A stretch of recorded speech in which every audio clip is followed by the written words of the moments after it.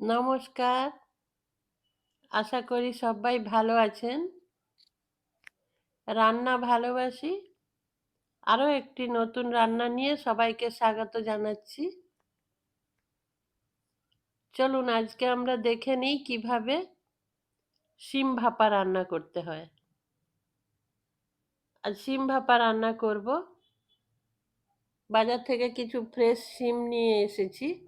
ওই শিমগুলো ভালো করে ধুয়ে পরিষ্কার করে রেখেছি। এই শিমগুলোকে এখন একটা ছুরি দিয়ে দুই দিকটা একটু কেটে আঁশগুলো তুলে নিতে হবে। এই যে এইভাবে দুদিক থেকে আঁশগুলো তুলে নেব। একটা একটা করে প্রত্যেকটা শিমের আগে আঁশগুলো তুলে নেব। তারপর সব শিমগুলো টুকরো টুকরো করে কেটে নেব। এইভাবে একটু ছোট ছোট করে কাটবো, খুব ছোট নয়। এই যে এরকম ভাবে শিমগুলো কেটে নিতে হবে। শিমের এই রেসিপিটার জন্য শিমটা এভাবেই কাটতে হবে, বেশি বড় কাটলে হবে না। এইভাবে একটু ছোট ছোট করে কাটতে হবে। এভাবে সব শিমগুলো কাটা হয়ে গেলে সাথে আমি একটা আলু দেব। সব শিমগুলো কেটে নিয়েছি। এখন একটা আলু কেটে নেব। একটাই আলু দেব, মিডিয়াম সাইজের একটা আলু। আলুটা একটু পাতলা করে কাটবো, খুব মোটা মোটা করে কাটবো না, কারণ স্টিমে আলুটা সেদ্ধ যাতে তাড়াতাড়ি হয়ে যায়, সেই জন্য একটু পাতলা পাতলা করে আলুটা কেটে নেব।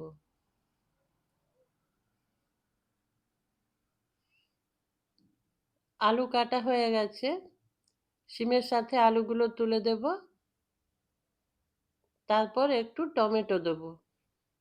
খুব বেশি টমেটো আমি ব্যবহার করব না। এই যে একটা বড় টমেটো থেকে হাফ নিয়েছি, অর্ধেকটা। এই অর্ধেকটা টমেটো আলু যেভাবে কেটেছি এইভাবে একটু পাতলা পাতলা করে কেটে সবজির সাথে দিয়ে দেব।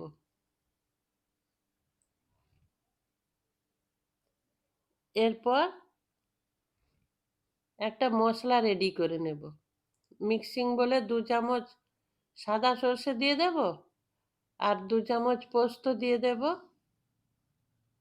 আর 7 থেকে 8 খানা কাজু বাদাম দিয়ে দেব।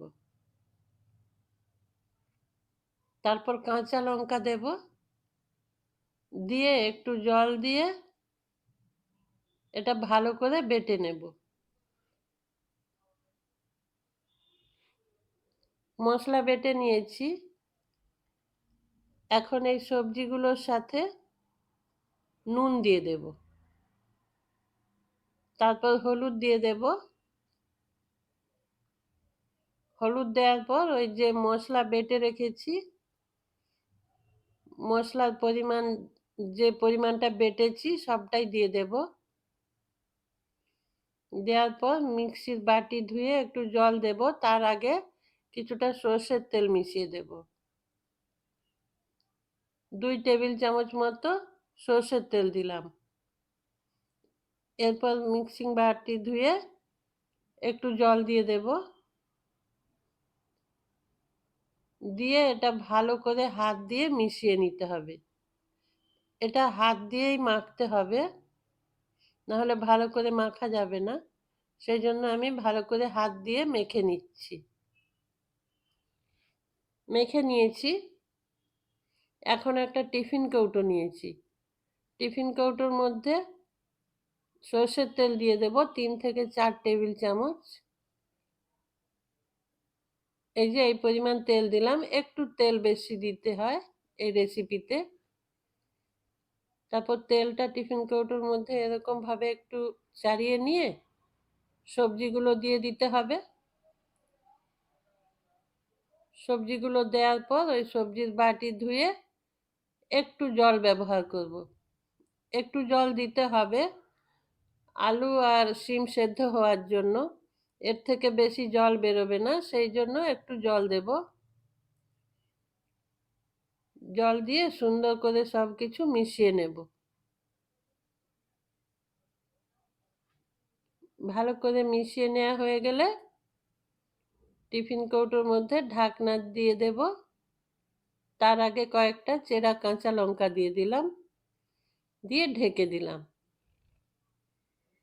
এদিকে উনুনে একটা প্রেসার কুকার বসিয়েছি। প্রেসার কুকারে জল দিয়েছি, এই যে 2 কাপ মতো জল দিয়েছি, আর একটা স্ট্যান্ড দিয়েছি। বাড়িতে স্ট্যান্ড না থাকলে একটা বাটিও দিতে পারেন, কিংবা কৌটো সরাসরি বসিয়ে দিতে পারেন। শুধু জল ভেতরে না ঢুকে যায় সেদিকে খেয়াল রাখতে হবে। টিফিন কৌটো ভেতরে স্ট্যান্ডের ওপর বসিয়ে প্রেসার কুকারের মুখটা বন্ধ করে দিলাম। গ্যাস আমি আগেই জ্বালিয়ে দিয়েছি। এখন 4 থেকে 5টা সিটি পড়তে দেব। তারপর আমার রান্নাটা কমপ্লিট হয়ে যাবে। খুব মুখরোচক একটা রান্না, গরম গরম ভাতের সাথে খুব ভালো লাগে। যদি ভালো লাগে একটা লাইক, কমেন্ট, শেয়ার করে আমাকে সাপোর্ট করবেন, আর চ্যানেলটা সাবস্ক্রাইব করবেন। তাতে আমি আরো ভালো ভালো রান্না করার উৎসাহ পাবো। ধন্যবাদ সঙ্গে থাকার জন্য। ভালো থাকবেন সবাই, সুস্থ থাকবেন। নমস্কার।